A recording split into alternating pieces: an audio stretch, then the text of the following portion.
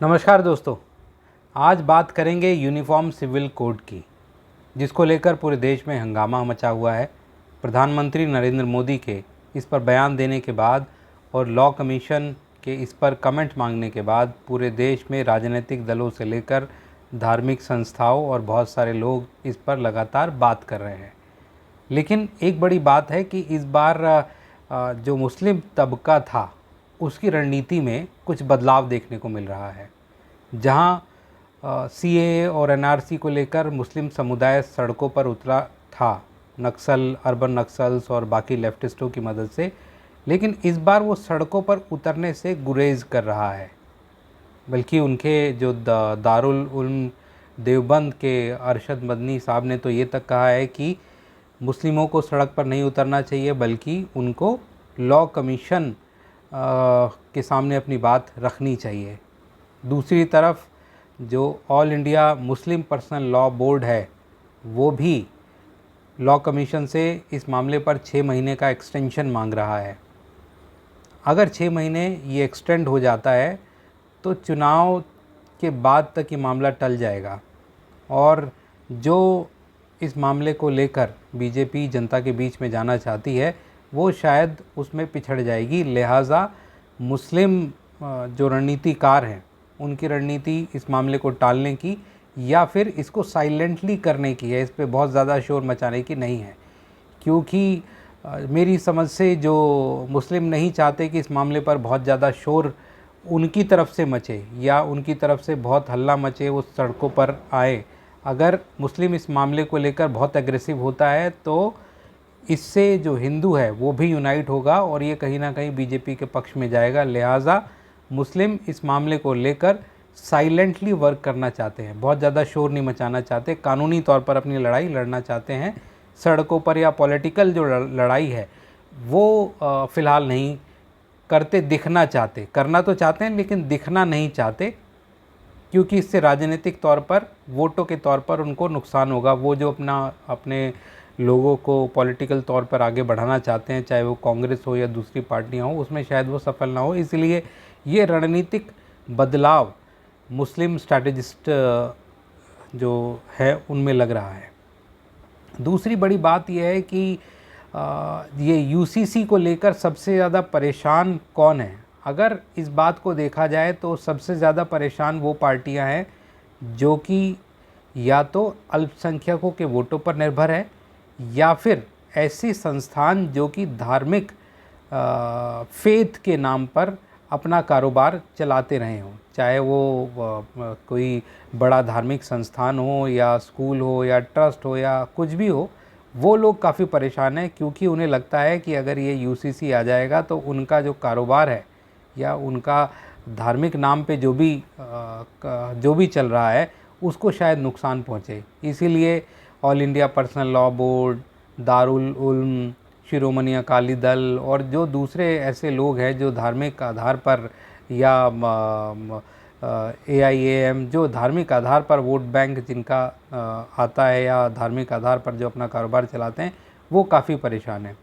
दूसरी ओर बीजेपी इसको लेकर पूरी तरीके से मैदान में उतरने का मूड बना चुकी है। जिस तरह से प्रधानमंत्री नरेंद्र मोदी जी ने इसको लेकर अपने भाषण में कहा कि वो यूसीसी लेकर आएंगे और इसको लेकर बहुत सारे भ्रम पैदा किए जा रहे हैं, उनको रोका जाना चाहिए। तो उसके बाद से सरकार से लेकर पार्टी एकदम एक्टिव हो गई है। अर्जुन राम मेघवाल जी ने अमित शाह जो गृह मंत्री है उनके साथ बैठक की और इस बैठक में जो लॉ सेक्रेटरी थे वो भी उनके साथ थे। तो जो निटिग्रिटीज़ है उनको लेकर अब बात बीजेपी कर रही है। साथ ही साथ जो पिछले 2 दिनों से बीजेपी ने एक बहुत ही एग्रेसिव मूवमेंट चलाया है लोगों के बीच में जाने का। आप देखिए कि मंडल से लेकर ज़िले से लेकर प्रदेश तक के सभी नेता इस वक्त जनता के बीच में पहुंच गए हैं। वो लगातार संपर्क बना रहे हैं। आप किसी भी प्रदेश में देख लीजिए, सब जगह ये मूवमेंट चल रहा है और इसमें कहीं ना कहीं यूसीसी को लेकर एक तरह से डिस्कशन जनता के बीच में लेकर बीजेपी जा रही है। 9 साल तो है ही एक बड़ा मुद्दा, लेकिन साथ ही साथ यूसीसी को लेकर लोगों के बीच में बीजेपी के नेता पहुंचने लगे हैं। ये एक बड़ी बात है। आप देखिए कि यूसीसी जो है बीजेपी का आज से नहीं, बहुत पुराने से, काफ़ी लंबे समय से, बल्कि जनसंघ के समय से ही समान नागरिक संहिता को लेकर बीजेपी कहती आई है। बीजेपी के 3 बड़े मुद्दे थे, राम मंदिर, धारा 370 और यूसीसी, जिसमें से 2 मुद्दों को बीजेपी हल कर चुकी है और अब तीसरा मुद्दा यूसीसी उनका प्रमुख मुद्दा है।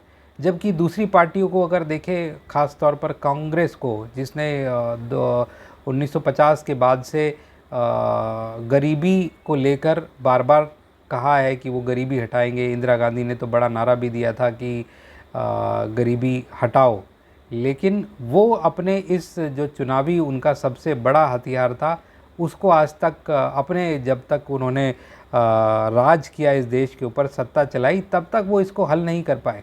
जबकि बीजेपी ने अपने 2 बड़े मुद्दे जो हैं उनको हल कर दिया है और तीसरे के लिए वो काम कर रही है। तो एक तरह से देखा जाए, जो स्कोर है बीजेपी का वो काफ़ी अच्छा है, अपने जो कमिटमेंट है, अपने जो वादे हैं उनको पूरा करने के लिए। एक और बड़ी बात मैं कहना चाहूँगा कि आम आदमी पार्टी, जिसने कुछ दिन पहले ही राजनीतिक धरातल के ऊपर कदम रखा, सफलता हासिल की, 2 राज्यों में उनकी सरकारें हैं, लेकिन उनका जो सबसे बड़ा मुद्दा था लोकपाल, इसको डिलीवर करने में वो फेल हो गए। आज आम आदमी पार्टी का कोई भी नेता लोकपाल के ऊपर बात नहीं करता है। आज वो लोकपाल की बात सुनकर मुंह छुपाने लगते हैं या कोई दूसरी बात करने लगते हैं। तो राजनीतिक कमिटमेंट को लेकर अगर देखा जाए किसी भी पार्टी के, तो सबसे ज़्यादा जो पॉलिटिकल कमिटमेंट है, जो अपने वादे हैं, वो अगर किसी ने पूरा किए हैं तो बीजेपी ने पूरा किया है। उनका जो 2 वादे थे, जो उनका जो कोर वोटर है, हिंदू जो उनका कोर वोटर है, उसके लिहाज से उन्होंने पूरे किए। और एक अब बड़ा इशू वो मुस्लिम को लेकर भी बार बार कहते हैं कि हमें इनको शिक्षा देनी है, इनको रोज़गार देना है, उनकी महिलाओं को समान तौर पर उनका अधिकार दिलाना है। तो उसको लेकर अब यूसीसी लेके आ रहे हैं।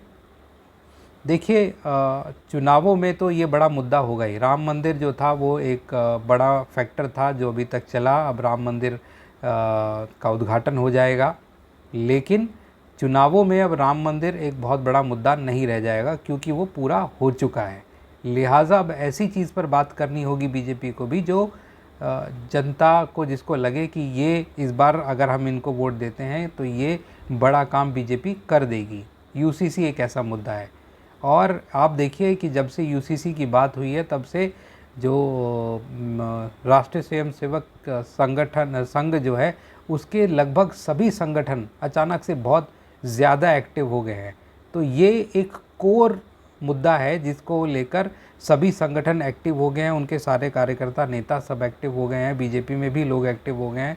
तो एक तरह से पार्टी को झकझोर देने का काम, अन्य संगठनों को झकझोर देने का काम ये बीजेपी ने किया है। और इसका बड़ा लाभ मुझे लगता है कि आने वाले समय में बीजेपी और बाकी जो इनके सहयोगी संगठन हैं उनको मिलेगा, क्योंकि एक आइडियोलॉजिकल एक मुद्दा है, और जो अगर हल हो जाता है और ये सरकार इस को अमल में ला पाएगी, तो देश में भी एक बड़ी झंझट जो है, ये डिफरेंट कानूनों को लेकर जो चलता रहता है, वो शायद सुधर जाए और जो न्याय मिलने की प्रक्रिया है उसमें भी शायद तेज़ी आए। क्योंकि अभी 50 तरह के कानून हैं, हर रिलीजन अपने हिसाब से कानून है, लेकिन जब एक जैसा कानून होगा तो देश में एक रूपता आएगी, उसको तेज़ी से चीज़ों को आगे बढ़ाना आसान होगा।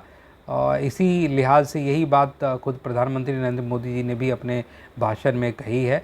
तो बाकी तो अभी देखना होगा कि क्या कैसे मूव होगी राजनीतिक धरातल पे चीज़ें और कैसे सरकार इसको आगे बढ़ाएगी। लेकिन एक बात तय है कि सरकार इस मुद्दे को बड़ा बनाने जा रही है, जबकि मुस्लिम जो संगठन है और जो राजनेता है वो इस मुद्दे को बहुत ज़्यादा एग्रेसिवली लड़ना नहीं चाहते हैं। वो बिल्कुल जो कागज़ी तौर पर बहुत अच्छे से लड़ाई लड़ेंगे, इसको लेकर लॉ कमीशन में लगातार अपने रिप्रेजेंटेटिव्स भेजेंगे, उनको लिखेंगे, लेकिन सड़कों पर नहीं उतरेंगे।